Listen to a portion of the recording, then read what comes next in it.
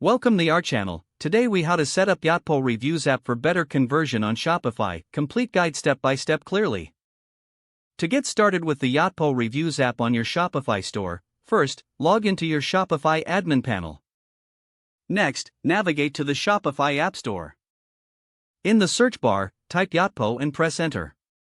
Locate the Yotpo Reviews app in the search results. Click on the app's icon to open its page.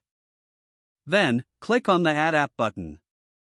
This action will redirect you back to your Shopify store for installation.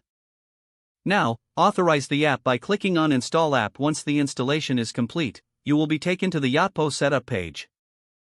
You will need to create a new Yotpo account if you don't already have one. Fill in the required fields such as your email address and business name. You may also need to select your store's primary language and time zone. After entering your details, click on Create Account. Once your account is created, now, return to your Yotpo dashboard.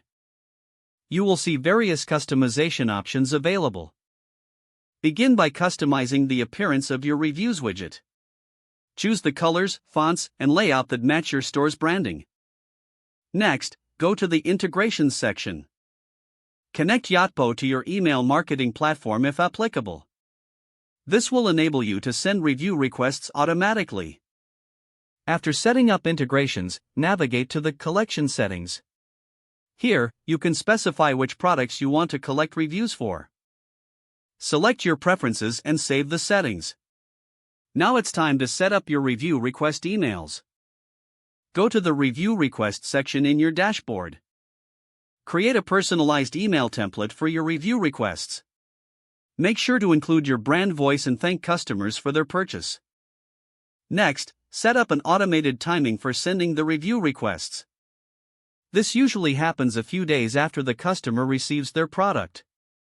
After your email settings are configured, review the Analytics dashboard. Don't forget to like this video and subscribe to our channel for more step-by-step tech guides.